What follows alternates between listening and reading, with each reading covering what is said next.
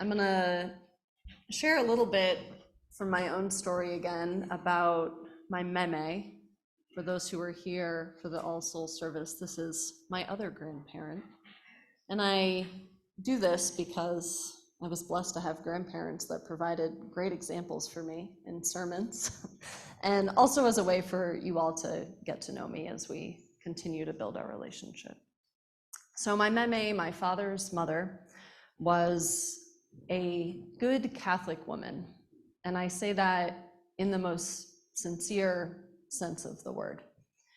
She had 8 children and was the kind of person that even with 8 children agreed to take in an exchange student from Iran when no one else would take him in, because he was also a good boy from the book, and they learned from each other about their different prayer practices. She raised her 8 children in Haverhill, Massachusetts, the town where I am from. Now, Haverhill is spelt Haverhill, but is said Haverhill. Yep. Haverhill is an old mill town that is now made up of mostly working class, white and Latina folks. And it was here that my meme raised her 8 children amidst much chaos and on a very shoestring budget. Now, she is really an epitome of abundance and giving, of a true spirit, Christian spirit, some might say, of being the hands and feet of Christ, of serving all those who she came into contact with. She loved her family. She did not forget them in her loving, and she crocheted every one of her nearly 20 grandchildren a Christmas stocking by hand herself.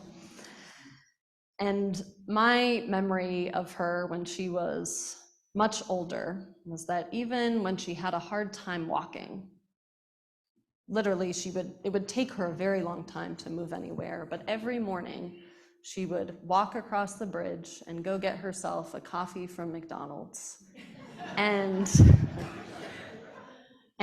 anytime there was someone on the street corner, which was often in Haverhill, she would carry a cup of coffee back for them.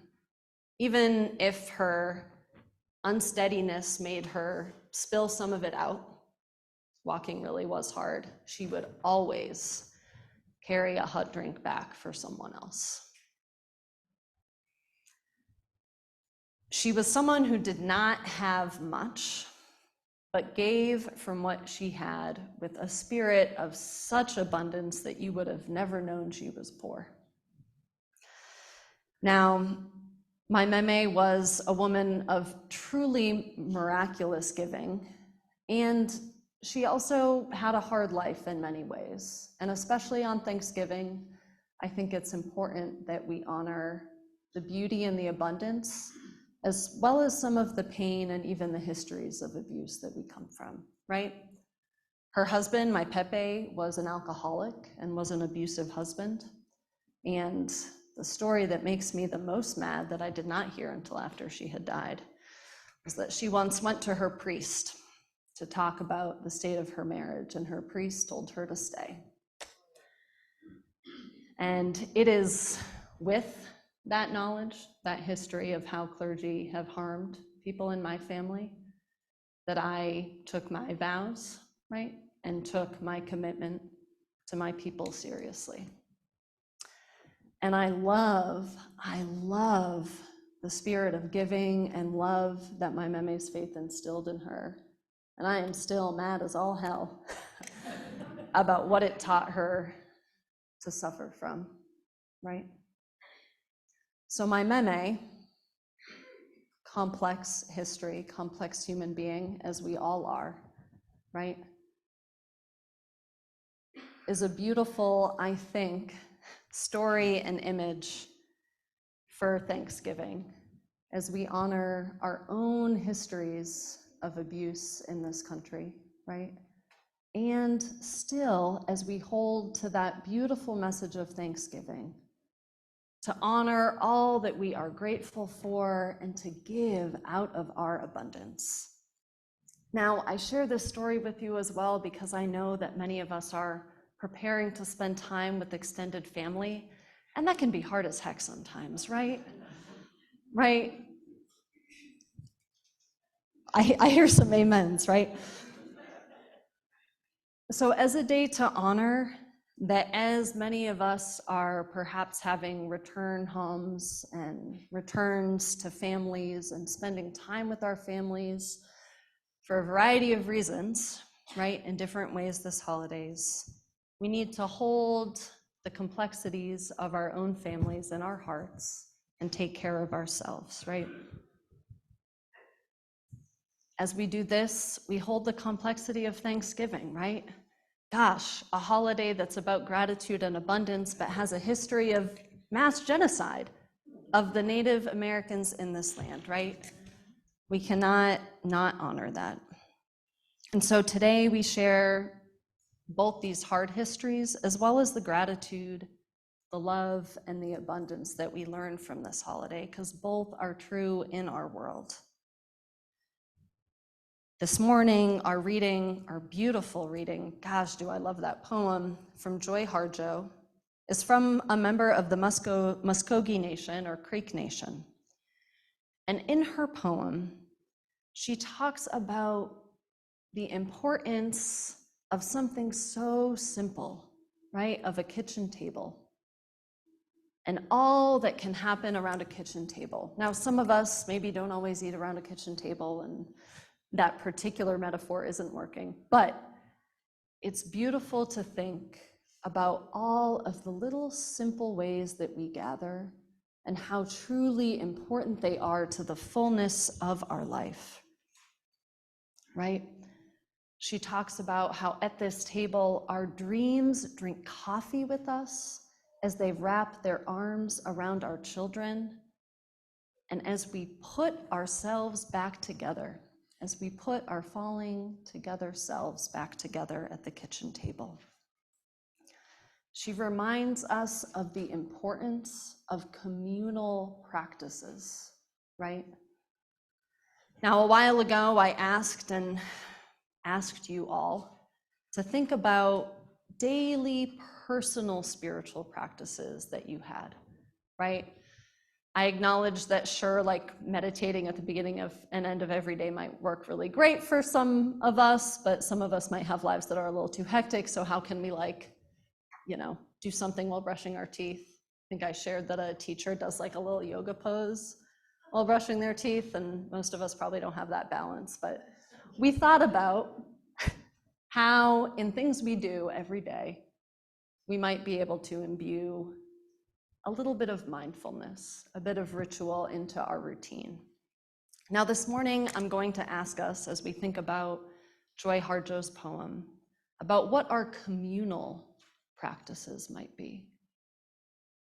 In what ways are we gathering together as community, with friends, with family, with neighbors? And how can we imbue intention into those gatherings? How can a time around the kitchen table be a time when we are, sure, sometimes gossiping, but also honoring our dead, honoring our dreams, honoring the fullness of our life? So that's your first kind of homework assignment from today, is thinking about the practices of community that you might have, how you gather with others to mourn and celebrate. And maybe you're thinking like,